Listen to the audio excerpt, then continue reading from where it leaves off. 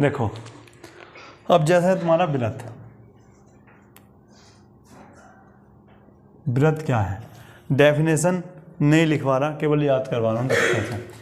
क्या होता है देखो, व्रत किसी एक निश्चित बिंदु से, ठीक है ना, समान दूरी पर स्थित बिंदु पथ को क्या कहते हैं भैया, हम व्रत कहते हैं। क्या कहते हैं? व्रत कहते हैं। जैसा भैया क्या आ गया आपका, यहाँ पर एक निश्चित बिंदु है ये आपका, ठीक है। इससे क्या करा मैंने, अच्छा ऐसा मान लो एक आपने खूंटा गाड़ दिया इस प्रकार से, ठीक है, उससे मैंने कोई चीज़ बांध दी, ठीक, या ऐसा मान लो रस्सी से एक लड़का बांध दिया इस प्रकार से मैंने, आई बात समझ में।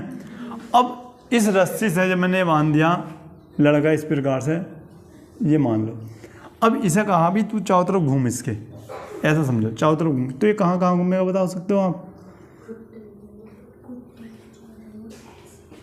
इस प्रकार ही तो घूमेगा, बताओ इस प्रकार से घूमेगा, ऐसे तो घूम सकता है क्या? ऐसा घूम सकता है क्या? जैसे मैंने भैया ये खुट्टा था आपका, ये लड़का है, इससे मैंने इसको बांध रखा, तो ऐसा हो सकता है कि ये ऐसे घूमे और ये कहीं को फिर ऐसे घूम जाए, हो सकता है क्या ऐसे? वो उतना ही घूम सकता है जितनी उसकी रस्सी क्या होगी, लंबाई होगी, ठीक है, क्योंकि भैया ये इस प्रकार से घूमेगा। तो सेम चीज़ आपकी यही है, यहाँ से क्या बनेगा आपका, ये हो जाता है आपका व्रत। यानी परिभाषा क्या हुई, किसी निश्चित बिंदु से समान दूरी पर स्थित बिंदु पथ को क्या कहते हैं हम, व्रत कहते हैं, ठीक है। अब जैसे ही मान लो, ठीक है, ये आपका ये, इससे अगर मैं यहाँ पर देखूँ, मान ली यहाँ से यहाँ तक 5 सेंटीमीटर लंबाई है, तो ये भी कितनी होनी चाहिए भैया, 5 सेंटीमीटर। ये कितनी होनी चाहिए, 5 सेंटीमीटर। मतलब कहीं भी तुम इसके इस प्रकार से मिला दो, कितनी होनी चाहिए भैया, 5 सेंटीमीटर। अगर इस प्रकार से ये बराबर आ रही हैं तो ये क्या है, आपका एक व्रत है। क्लियर, इतनी बात आ रही, बात समझ में, ठीक है, अच्छा समझो इसको। अब क्या लिखेंगे भैया, दूसरी हेडिंग में लिखता हूं, व्रत से संबंधित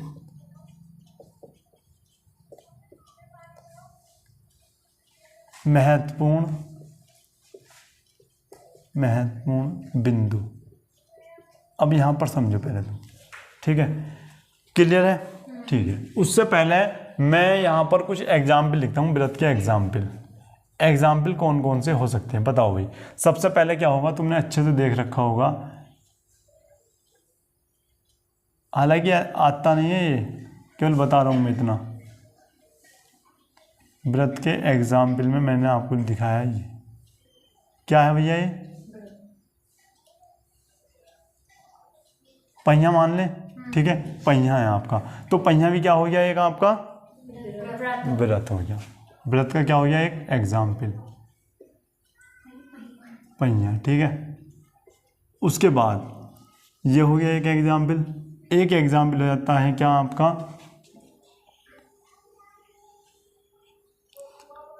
बारह, 6, 3, 9, बताओ क्या हो सकता है, घड़ी। और इसमें मैंने बता दिया भैया आपके इस प्रकार से, ठीक है, ये सेकंड वाली सुई, कुछ भी मान सकते हो आप, ठीक है। तो मतलब घड़ी भी क्या हो गया, एक व्रत का एग्जाम्पल हो गया, ठीक है।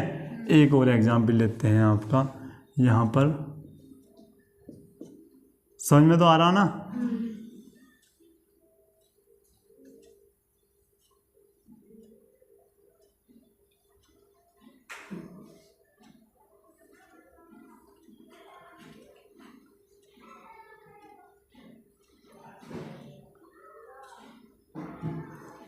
जो भी है तुम्हें समझ में आई है, क्या है, रिंग, मतलब अंगूठी, ठीक है ना, अंगूठी, ठीक है ना। अब तुम्हें समझ में आ रही हो ये बात या नहीं आ रही हो, आई बात समझ में, ठीक है। अब यहाँ पर देख लो, उसके बाद अब क्या है, मेन चीज़ क्या है, व्रत से संबंधित महत्वपूर्ण बिंदु। भैया कौन कौन से हो सकते हैं, देखो पहला मैंने बताया भैया केंद्र।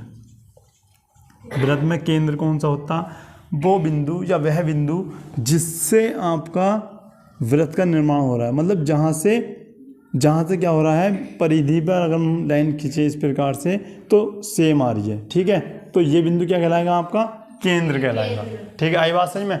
मैंने क्या बताया था, एक निश्चित बिंदु जहाँ से समान दूरी पर क्या हो, आपका एक बिंदु पथ हो, ठीक है ना। तो ये जो बिंदु कहलाएगा क्या कहलाएगा, आपका केंद्र। नंबर 2 पर आपकी आती है त्रिज्या,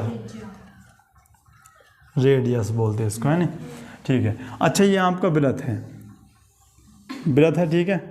अच्छा ये आपका क्या है, इसका केंद्र। इतनी बात समझ में आई। ये क्या है आपका केंद्र। इस केंद्र से मैंने एक लाइन यहाँ पर मिला दी इस प्रकार से, तो ये केंद्र की क्या कहलाई भैया आपकी, ये क्या कहलाई भैया आपकी त्रिज्या कहलाई। क्या कहलाती है ये आपकी त्रिज्या, ठीक है। उसके बाद मैंने यहाँ पर बता दिया आपको व्यास, ठीक है। व्यास मैंने यहाँ पर इस प्रकार से समझाया आपको। यहाँ पर देखो, ये क्या बताया था, केंद्र। ये क्या हो गई इसकी त्रिज्या। अगर इस त्रिज्या को यहाँ पर भी मिला दिया जाए तो ये पूरी क्या हो जाएगी, व्यास हो जाएगा। पूरा क्या हो जाएगा भैया आपका। और याद रखना व्यास वृत्त के केंद्र से होकर जाता। आई बात समझ में, ठीक। तो ये क्या हो गया भैया आपका व्यास आपका ये हो जाता है। अच्छा मैं यहीं पर इसका डायग्राम बना दूँ। यहाँ पर त्रिज्या है तो यहाँ त्रिज्या यहाँ पर बना देता हूँ। ये क्या हो गई आपकी भैया, व्यास ही होता रहेगा बाबू। यो क्या है ये आपकी त्रिज्या। अच्छा ये क्या हो गया आपका केंद्र। क्लियर नहीं बात, समझ मारी अच्छे से, ठीक है। उसके बाद ये हो जाती है आपकी जीवा। अच्छा एक मिनट, ये क्या हो जाएगा आपका जीवा। जीवा क्या होती है, देखो ये वृत्त है आपका, ये क्या हो गया केंद्र, ठीक है। जीवा जो होती है इस वृत्त की परिधि को दो जगह से जोड़ने का काम करती है, जैसे यहाँ पर इस प्रकार से, ठीक है। या फिर कहीं भी लिख सकते हैं, ये भी आपकी है। या फिर एग्जाम्पल और बनाता हूँ मैं इसके,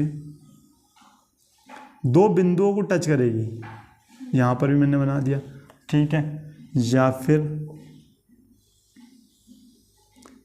इस प्रकार से भी हो सकती है, ठीक है। या फिर आपकी इससे भी होकर जा सकती है। अब बताओ इसे क्या कहते हैं, जो मैंने बाद में बनाया व्यास। इसे तो व्यास भी कहते हैं और इसे हम क्या भी कहते हैं जीवा। लेकिन इसमें अंतर क्या हो गया भैया। अब मुझे बताओ इसमें सबसे बड़ी लाइन कौन सी होगी, बताओ व्यास होगी, ठीक है। तो सबसे महत्वपूर्ण पॉइंट ये आएगा कि सबसे बड़ी जीवा कौन सी होती है, व्यास। क्या बोलोगे, सबसे बड़ी जीवा किसे कहते हैं, व्यास को, ठीक है। तो यहाँ पर लिख दो नोट पॉइंट करके, सबसे बड़ी जीवा, सबसे आता है एमसीक्यू में, सबसे बड़ी जीवा व्यास होता है या होती है, लिख दो होती है। या ऐसे भी लिख सकते हैं तुम कि व्यास सबसे बड़ी जीवा होती है। आ रही बात समझ में, ये व्यास भी है और ये क्या है सबसे बड़ी जीवा भी है, ठीक है। तो इसका नाम मैं यहाँ पर लिख देता हूँ जीवा, आपका ये हो जाता है। आई बात समझ में, नोट करो जल्दी इसको, हो गया ना। यहाँ पर देखो इतना पक्का है, सबके समझ में आ गया, ठीक है भाई। केंद्र किसे कहते हैं, ये आपका जो बीच में है, उसे त्रिज्या किसे कहते हैं, केंद्र से परिधि तक की क्या हो जाएगी दूरी। बट देखो ये आपका क्या है केंद्र, ये क्या हो गई त्रिज्या, और ये जो हो रहा ना ये आपका ये है वृत्त की क्या परिधि। आ रही बात समझ में, है इतनी बात क्लियर, ठीक है। तो यहाँ पर मैं लिख देता हूँ क्या भैया आपका नंबर 5, ठीक है, परिधि, ठीक है। तो परिधि क्या होगी आपकी कुछ इस प्रकार से, आपका जैसे वृत्त है तो ये जो है ना ऊपर की है, आ रही बात समझ में। तो ये क्या हो जाएगी आपकी परिधि, ठीक है। अच्छा वृत्त की परिधि होती कितनी है मैं आप यहाँ पर बताता हूँ उससे पहले, ठीक है। पहले इतना बात तुम क्लियर कर लो, इतनी बात तुम्हें समझ में आई या नहीं आई? आई, ठीक है। उसके बाद नंबर 6 पे मैंने बताया आपका शकेंद्रीय व्रत क्या होते हैं आपके। यहाँ पर देखो, मतलब एक ऐसे व्रत जिनके दोनों के केंद्र क्या हों, एक हों। जैसे मैंने क्या करा भैया, आपका एक व्रत बना लिया इस प्रकार से, इस प्रकार से व्रत बना लिया, ठीक है। उसके बाद इसी केंद्र पर रख के मैंने एक और व्रत इस प्रकार से बना लिया भैया इसके अंदर। आ रही बात समझ में? ठीक है, तो इसे क्या बोलेंगे हम? सकेंद्रीय व्रत। आई बात समझ में? उसके बाद क्या करेंगे, इसके बाद क्या करेंगे भैया, एक आपका और आता आपका केंद्रक रेखा। क्या लिखेंगे? केंद्रक या केंद्र रेखा भी बोल सकते हैं इसको। केंद्रक रेखा एक ऐसी रेखा जो केंद्र से होकर गुजरती हो। जैसे एक आपका व्रत ये हो गया भैया, ठीक है, एक व्रत आपका ये हो गया और एक व्रत आपका ये हो गया, और इनके केंद्र तो भैया ये हैं। आ रही बात सही में? और इनके केंद्र से होकर जाने वाली,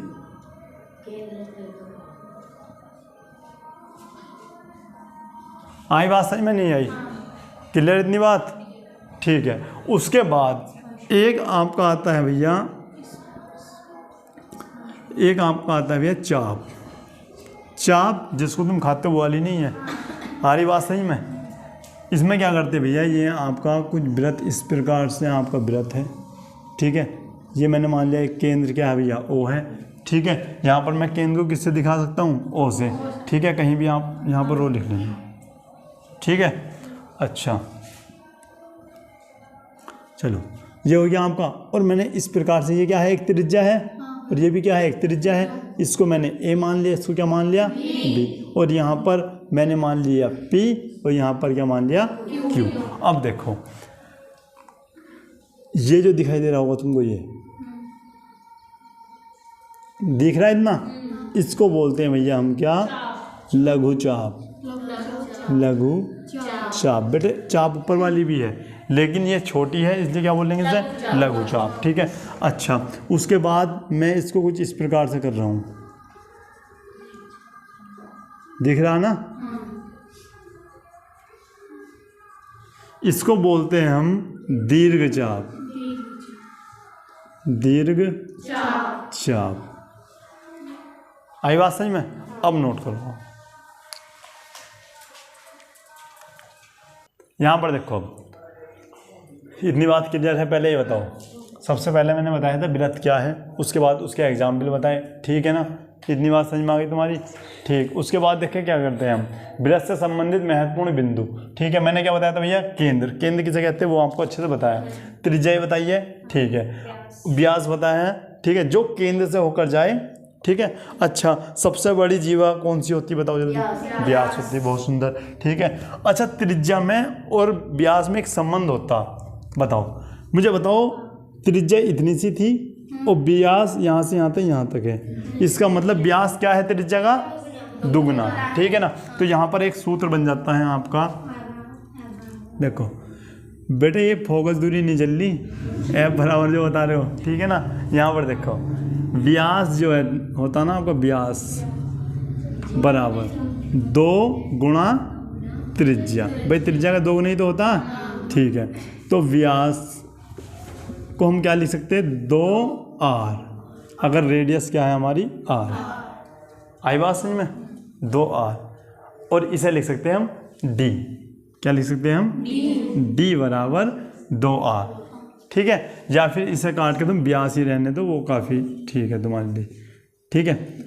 तो फॉर्मूला क्या बना तुम्हारा, व्यास बराबर 2r, ठीक है। यहीं पर आ जाता है आपका क्या, अच्छा, परिधि। परिधि क्या होती है, देखो, परिधि, परिधि जो होती है तुम्हारी, ये होती है पाई गुणा व्यास। पाई गुणा व्यास, ठीक है। परिधि बराबर, ये क्या हो गया आपका, पाई, और व्यास क्या बताया था अभी, 2r बताया था ना। तो यहाँ से ही बनता आपका 2 पाई r, यहाँ से आता आपका 2 पाई r। आई बात समझ में इतनी, ठीक है। अच्छा परिधि हो गई। सकेंद्र वृत्त भी हो गए आपके। केंद्रक रेखा भैया जो केंद्र से होती हुई जाती हो। चाप बता दी। अगर जो छोटी वाली है इसे क्या बोलते हैं, लघु चाप। और ये क्या होती गई आपकी, ठीक है, नोट करो इसको भी। अब यहाँ पर देख लो। अब इसमें दो चीज़ और आपकी रह गई बिंदु, यहाँ पर देख लो। एक है आपका सर्वांशम,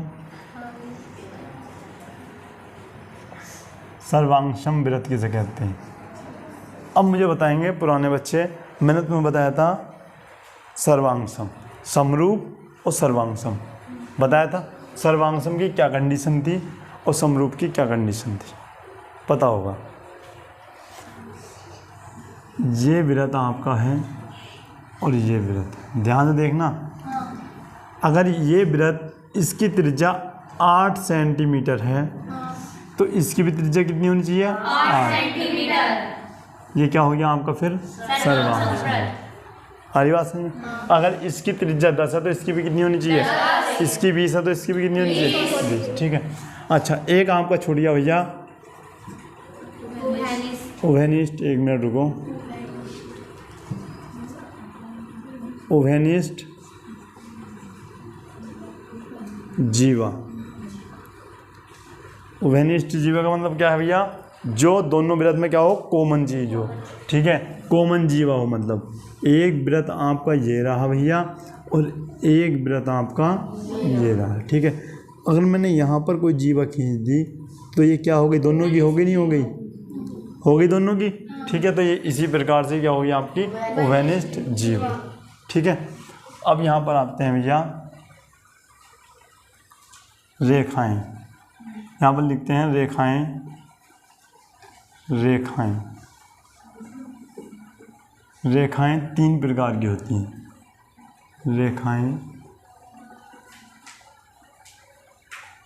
3 प्रकार की होती हैं, 3 प्रकार की होती।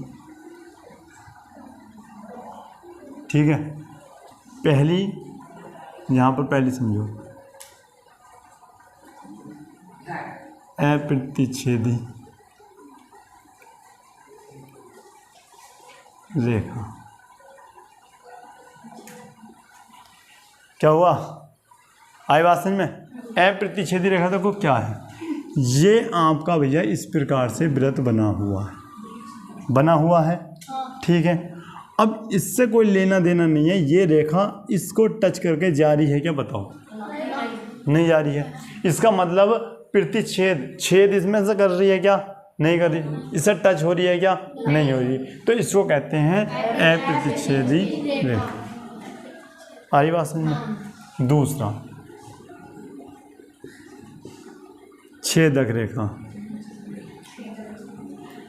एक मिनट, एक लिखो तुम पहले, स्पर्श रेखा, स्पर्श रेखा, स्पर्श रेखा। ये क्या होगा भैया आपका,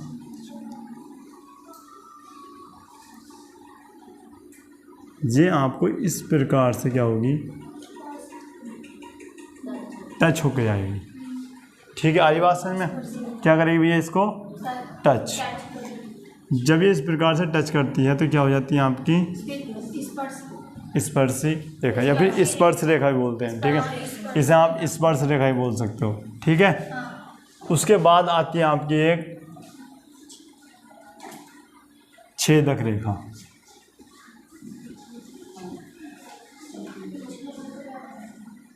छेदक रेखा जो वृत्त में से क्या कर रही हो भैया, छेद कर रही है। इस प्रकार से चलिए, कौन सी रेखा भैया, छेद। आई बात सही में, नोट कर जल्दी से। यहां पर देखो भाई, अब क्या है, अब पढ़ते हैं स्पर्श रेखाओं की संख्या। स्पर्श रेखाओं की संख्या। आ रही बात समझ में। किस प्रकार से देखते, देखो इसमें लिखते हैं भैया केस फर्स्ट, मतलब कोई कंडीशन होती है, मैं आपको बताता हूँ कैसे। पहला क्या होगा, फर्स्ट कंडीशन क्या है आपकी, जब कोई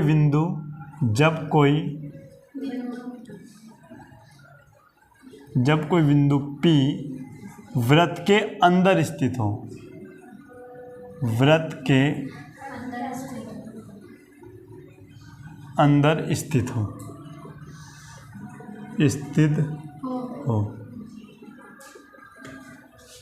तब स्पर्श रेखाओं की संख्या, स्पर्श रेखाओं की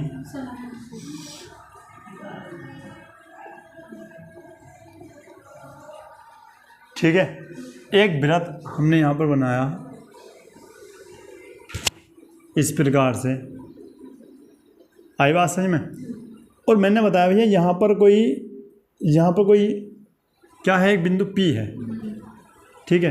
तो एक ये जा रही है आपकी इस प्रकार से जा रही, एक ये गई, एक ये गई, कितनी स्पर्श रेखाएं हैं बताना, अनंत बता रहे हैं, ठीक है। इसका मतलब तुमने पढ़ा ही नहीं स्पर्श रेखा कहते किसे हैं। स्पर्श रेखा बेटा ये बताया था, सुनो बेटे, स्पर्श रेखा वे बताई थी जो केवल वृत्त की सतह को स्पर्श करें, मतलब जो केवल इस प्रकार से जाए। मैं इसलिए तो बोलता हूँ याद करो, केवल टच करके जाए। ये क्या गई आपकी, इसे इस प्रकार से करके क्या गई है, टच करके गई। ये किस प्रकार से गई आपकी, टच करके। ये भी क्या गई, टच करके। अगर मैं ये क्या गई, टच करके, और ये भी टच करके। इसमें कौन सी टच करके जा रही है ये बता दो। कितनी संख्याएं होंगी, अनंत होंगी बेटे, 0 होंगी, 0। कितनी होंगी, 0। ऐसा क्यों, क्योंकि ये केवल काट ही तो रही है वृत्त को, स्पर्श थोड़ी ना कर रही है। स्पर्श कैसा करेंगी, जब इस प्रकार से जाएंगी। आई बात समझ में, बहुत सुंदर बेटे, तुम्हारे जवाब बहुत सुंदर लगते हैं, ठीक है। केस सेकंड पढ़ो,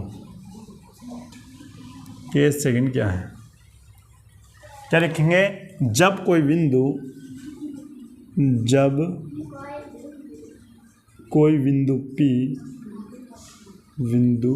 P वृत्त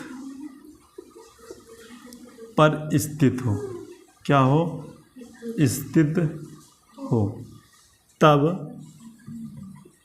स्पर्श रेखा की संख्या, स्पर्श रेखाओं की संख्या, ठीक है। यहाँ पर देखो, मैंने बताया ये आपका वृत्त है और ये इस पर एक बिंदु है यहाँ पे। बताओ कितनी स्पर्श रेखाएं हैं, एक है। तो यहाँ पर आपका आ जाएगा कितना, 1। नहीं यही बात समझ में, ठीक है।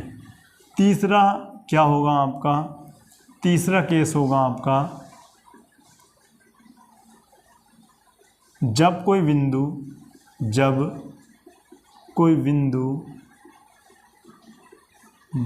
बिंदु P वृत्त के बाहर स्थित हो। कहाँ भैया, वृत्त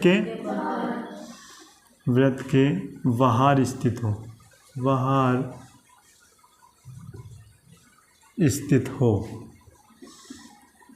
तब स्पर्श रेखाओं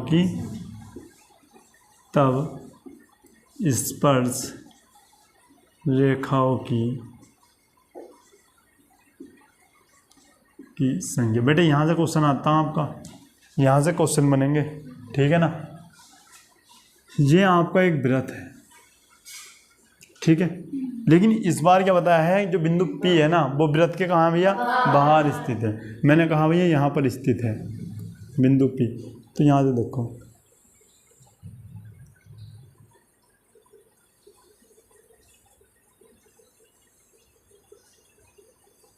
कितनी स्पर्श रेखाएं हैं, 2 हैं। यहाँ टच कर रही है एक, यहाँ टच कर रही है, तो कितनी आएंगी आपकी, 2 आएंगी। आई बात समझ में, नहीं आई, ठीक है। केस नंबर 4, इसमें क्या होगा, जब समांतर रेखा हो, ठीक है ना, वृत्त के समांतर, वृत्त के समांतर रेखाएं हैं। अच्छा पहले इसको नोट करो तुम अच्छे से, उसको बाद में बढ़ाते, नोट करो अच्छा। यहाँ पर देखो, इतना समझ में आया नहीं आया सबकी? आगे तो समझ में, पहला केस, दूसरा केस समझ में आया, तीसरा केस और चौथा केस। 1 मिनट, अब क्या पढ़ते हैं? केस 4। इसमें क्या होगा? समांतर स्पर्श रेखाओं की संख्या, ठीक है। क्या लिखेंगे? समांतर